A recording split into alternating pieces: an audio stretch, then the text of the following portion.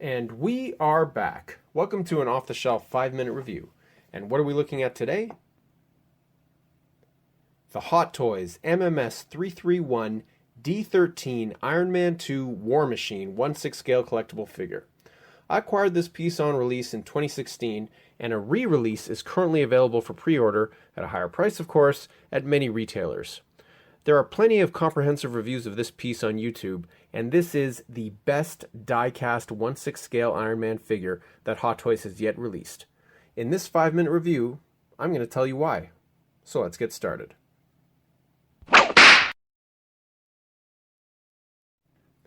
Now normally I would only be talking about the head sculpt here, but as this is an armored character, I'm going to discuss the overall sculpt of the armor as well. Starting with the Don Cheadle head sculpt, it is an excellent rendition of Don Cheadle in Iron Man 2. They nailed the face proportion, the shape of the nose, the shape of the mouth, the paint is excellent, it's very lifelike eyes, the skin tone is excellent as well. It is a great sculpt, and this was the basis for all subsequent Don Cheadle head sculpts for Hot Toys. More importantly, the sculpt of the armor itself, everything is bang on. The shape and sculpts of the helmets, the shape and sculpt of the shoulders, the torso, the legs, all of the fine detail, the weathering, the movable flats, the jets, the boosters, the detail on the machine guns on the arms, the minigun on the back, and the missile pods on the shoulders.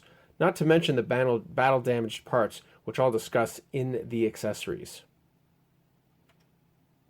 The sculpt and proportion are a big improvement on the previous plastic version, and Hot Toys really knocked it out of the park here.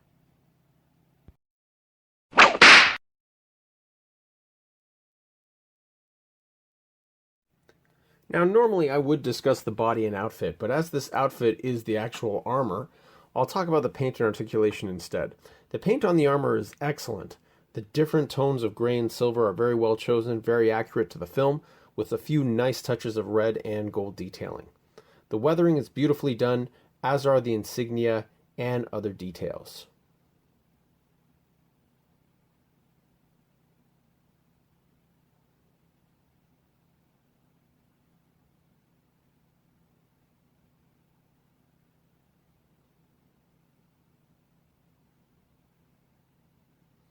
I would also say that articulation is probably one of the biggest improvements from the plastic version.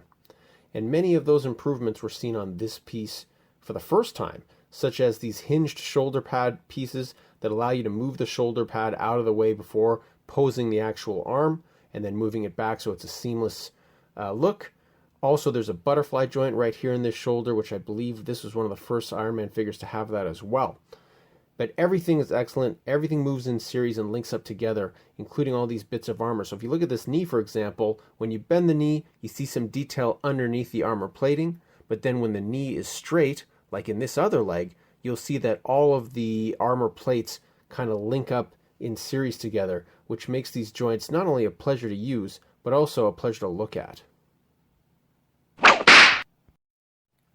Aside from the Don Cheadle head sculpt, he comes with a multitude of very well sculpted, well painted hands. They all have light up repulsor effect, and some of these hands even have movable joints in the fingers.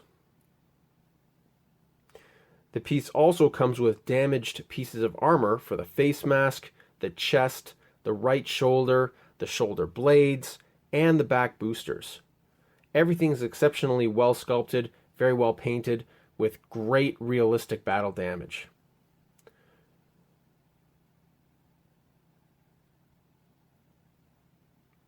The other big standout to me is that this piece, all of the weapons are fully integrated and engineered into the figure, such as the machine guns on his arms, the movable minigun which runs on a track that moves left to right along his back, as well as being able to point and turn in other directions.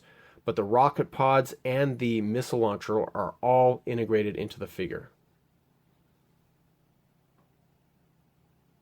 He also comes with a great display base, which is very well sculpted and painted, including a chunk of one of the hammer drones. Just stunning.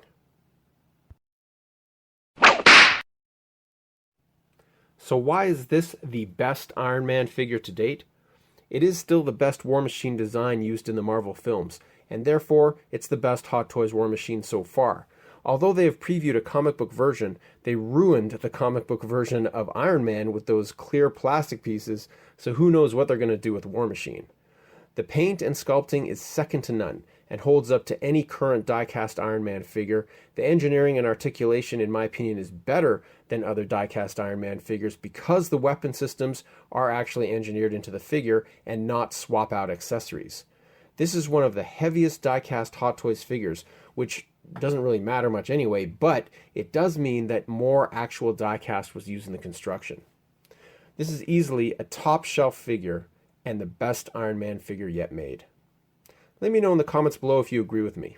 Thanks for watching. Certainly subscribe if you want, but for now, it's time to get this figure back on the shelf.